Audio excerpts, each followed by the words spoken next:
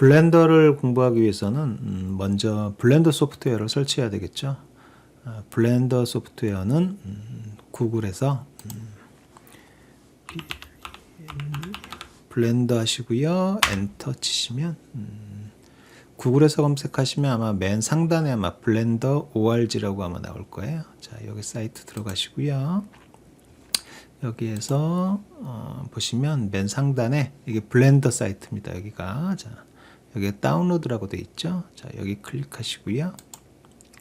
여기에서 윈도우 계열 쓰시는 분들은 요 버튼 윈도우 버튼 다운로드 블렌더고 누르시면 되고요. 윈도우가 아니라 맥 쓰시는 분들은요, 여기 맥 OS 있죠. 요 부분 누르셔서 여러분이 쓰시는 운영체제에 맞는 거 여기에서 다운로드 받으시면 됩니다. 자, 저는 윈도우 계열을 쓰니까 요거 클릭해서 다운로드 받도록 하겠습니다.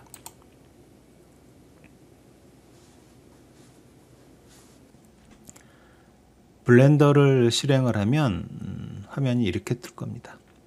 자, 처음에 이렇게 뜨면 이 부분에서 여러분들 그냥 건드리지 마시고요. 바로 그냥 이쪽 부분 한 번만 클릭해 주시면 사라집니다. 자, 그리고 맨 처음 해야 될 일이 환경 설정을 좀 해 주셔야 되는데요. 환경 설정은 블렌더의 여기 에디트 파트에 보시면 에디트 누르시고요. 맨 아래 프리퍼런스라고 있습니다. 이게 환경 설정 탭이에요. 자, 이거 클릭하시고요. 환경 설정 창이 딱 뜨면 이 부분에서 먼저 인터페이스 파트, 인터페이스에서 여러분들 제일 먼저 할 거 쭉 보시면 여기 에디터의 맨 하단에 보면 스테이터스 바라고 있습니다. 스테이터스 바 요거 클릭하시고 여기 보시면 여기에서 쇼 보여주다, 그래서 scene statics, 그 씬의 상태를 보여주는 거 요거 클릭하시면 요 하단에 요게 지금 블렌더 쓰고 있는 요게는 정보 값들을 여기서 보여줘요. 그래서 컬렉션, 큐브, 뭐 여러 가지 정보들이 여기 보여집니다. 요거 하나 정도만 체크해 주시고요. 나머지는 크게 안 건드리셔도 될 것 같아요. 자, 익스텐션 업데이트는 뭐냐면 요쪽 여기 나중에 업데이트 파일이 있으면 여기에서 딱 정보가 뜹니다. 그리고 블렌더 버전은 바로 요 4.3.2 버전 요 부분을 얘기합니다. 자, 그리고 아래쪽으로 내려서 여기 랭귀지 파트에 현재 기본값으로 영어로 돼 있죠. 블렌더는 어차피 외국에서 개발된 소프트웨어이기 때문에 영문으로 해놓고 쓰시는 게 그래도 가장 편하실 거예요. 그래서 외국 사이트나 튜토리얼 같은 게 대부분 영어로 돼 있습니다. 그래서 물론 여기에서 한글로도 바꿀 수가 있어요.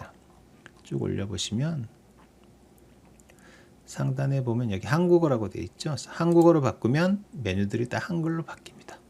자, 근데 한글이 편할 것 같지만 사실 그렇게 쓱 쓰다 보면 그렇게 편하지가 않아요. 어차피 외국에서 개발된 소프트웨어이기 때문에. 그래서 여기 같은 건 영문으로 해놓고 쓰시는 게 더 편한데, 여러분들이 한 가지 팁을 드리자면 언어를 한국어로 해놓고요.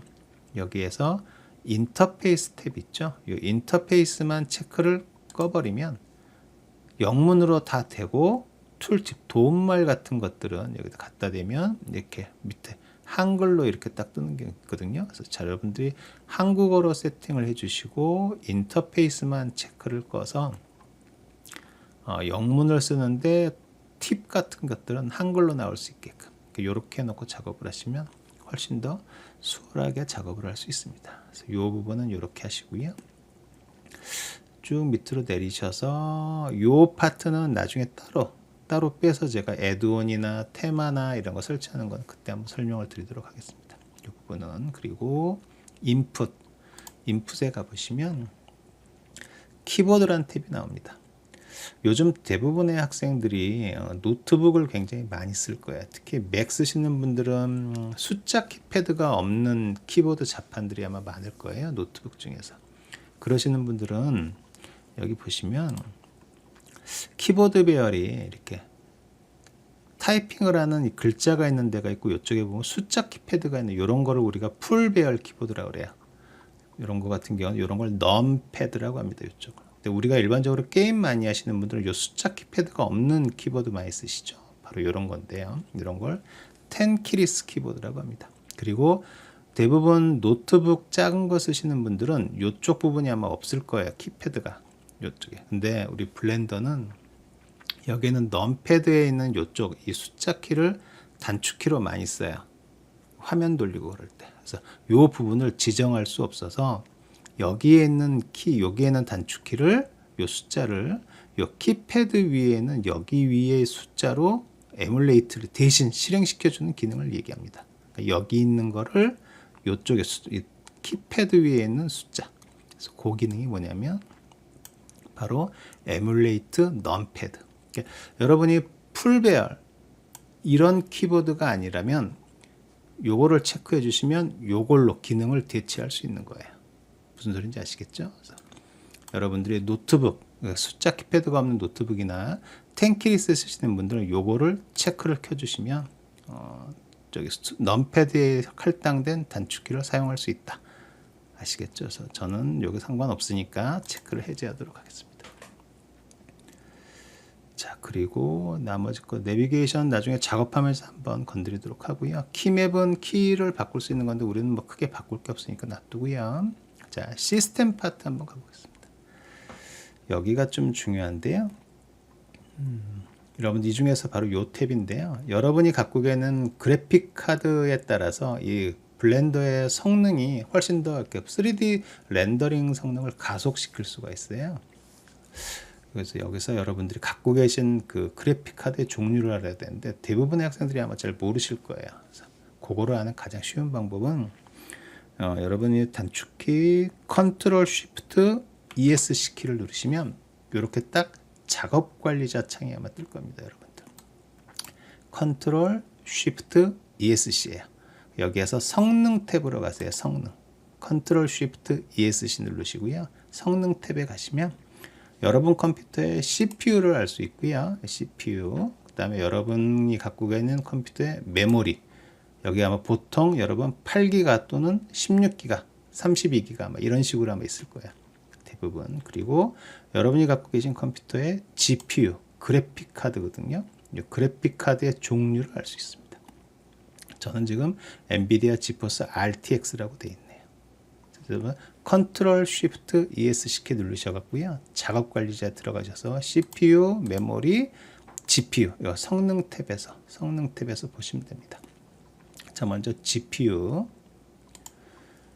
자, GPU가 저는 RTX로 되어 있잖아요. 엔비디아 RTX 카드를 갖고 계시는 분들은 여기에서 옵틱스로 가세요. 옵틱스로 가셔갖고요. 이렇게 체크가 되어 있으면 돼요.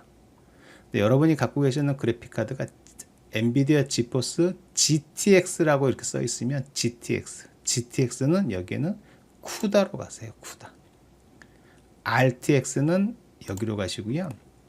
힙은 AMD 그래픽 카드인데 아마 대부분 요거는 아마 안 갖고 계실 거예요. 힙은 AMD 그래픽 카드를 갖고 계신 분들 여기에 활성화가 되고요. 그 다음에 여기에는 인텔 GPU, 인텔 그래픽 카드는 이쪽입니다. 아마 여기도 대부분 아마 없을 거예요. 그리고 그래픽 카드가 없는 사람들은 넌으로 하시면 되고요. 그리고 맥 쓰시는 분들은요. 여기 아마 메탈이라고 뜰 거예요. 메탈이라고 뜨니까 메탈을 체크해 주시면 돼요. 맥 쓰시는 분들은. 아시겠죠? 자, 그리고 여긴 RTX 계열이니까 저는 옵틱스를 요거를 체크를 하도록 하겠습니다. 요거.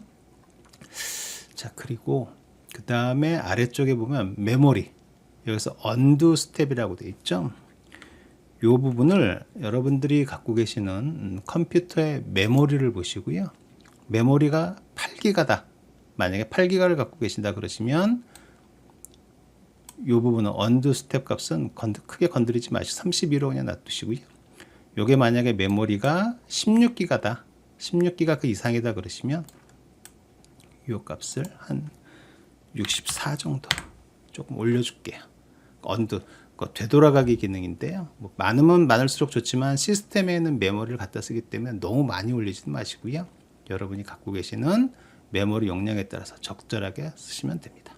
자, 이 정도 하시면요. 자, 프리퍼런스 환경 설정은 이렇게 해놓기만 하면 여기 보시면 오토 세이브 프리퍼런스 자동으로 세이브가 되도록 돼 있어요.